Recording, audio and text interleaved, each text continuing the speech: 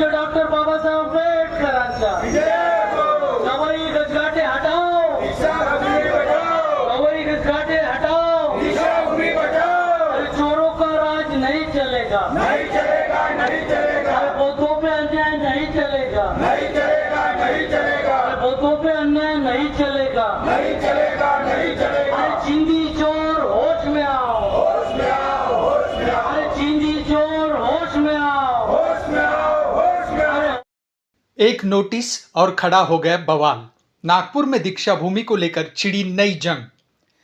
क्या नागपुर की दीक्षा भूमि को लेकर शुरू हुआ विवाद अब कानूनी लड़ाई में बदलने जा रहा है?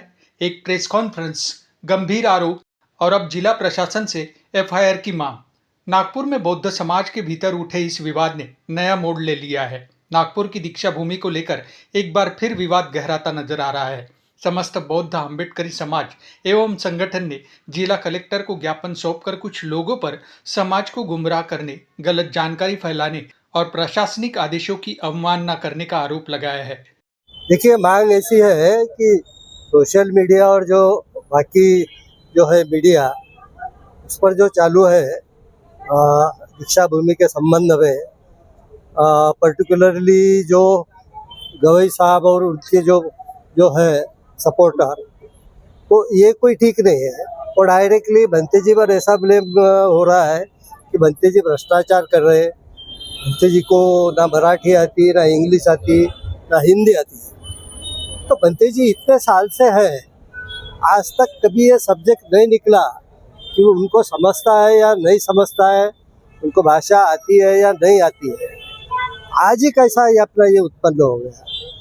और ऐसी भी ये है कि पिछले कुछ दिनों में जो कॉलेज में जो पोस्टिंग हो गई, वो पोस्टिंग के संबंध में बहुत सारे दीक्षा भूमि के सदस्य थे, वो आहत हो गए क्योंकि उनके कुछ पर्सनल उसमें इंटरेस्ट थे, वो इंटरेस्ट उसमें फुलफिल नहीं हुए, इसलिए ऐसा ये सब हो रहा है। और भंते जी के वजह से जो इनका जो निश्चित स्वार्थ है वो इनका अपना ये पूरा नहीं हो रहा, इसलिए ये भंते जी को हटाने की इनकी ये पूरी साजिश है। एक्चुअली ऐसा है कि भंते जी एक निस्वार्थ आदमी है। भंते जी एक जापान से इतने साल से दीक्षा भूमि का काम देख रहे हैं, उन्होंने इतने आंदोलन किए, जन आंदोलन, और उसमें उनका कोई स्वार्थ नहीं था।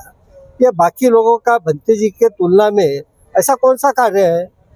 तो जो आम्बेडकरी जनता है, आम्बेडकरी जनता को ये कतई पसंद नहीं है कि भंते जी का जाहिर तरह से अपमान हो, उनको बदनाम किया जाए और उनके खिलाफ कोई षड्यंत्र रचा जाए। तो पूरी जनता भंते जी के साथ में है। भंते जी का अपमान यहाँ की आम्बेडकरी जनता बिल्कुल नहीं सहने वाली।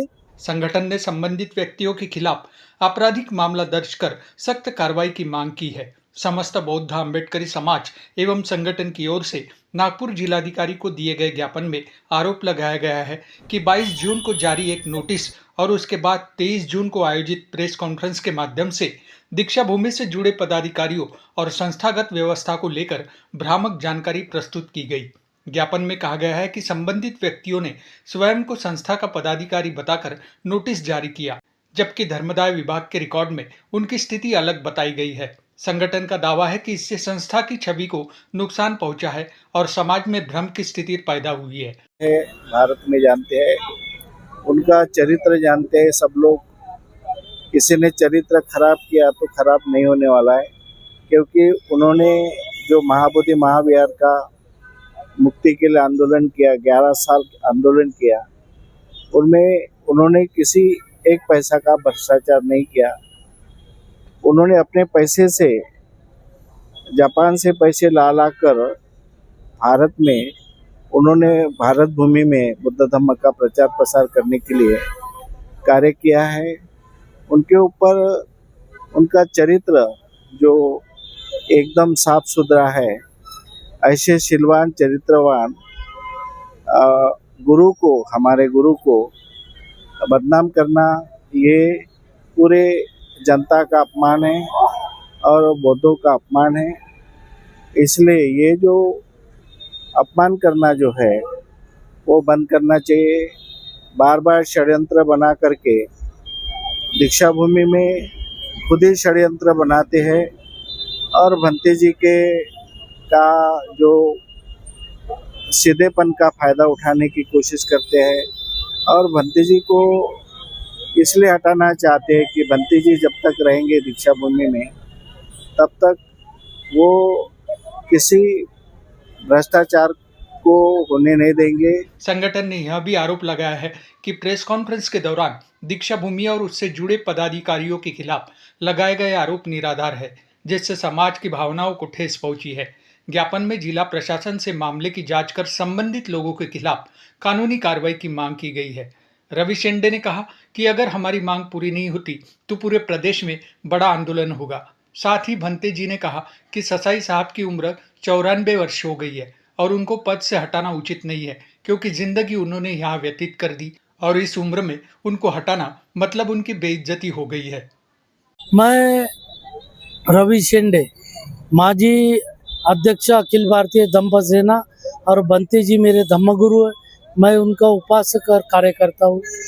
तो हमारे बौद्ध धम्मगुरु को दीक्षा भूमि से अध्यक्ष पद से हटाने का षड्यंत्र ये राजेंद्र गवई और विलास गजघाटे और उनकी कंपनी ये जो कर रहे हैं ये बहुत गलत बात है।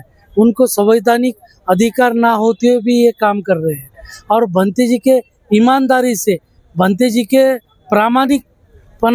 प्रामाणिकता से ये लोग कंटाल गए हैं।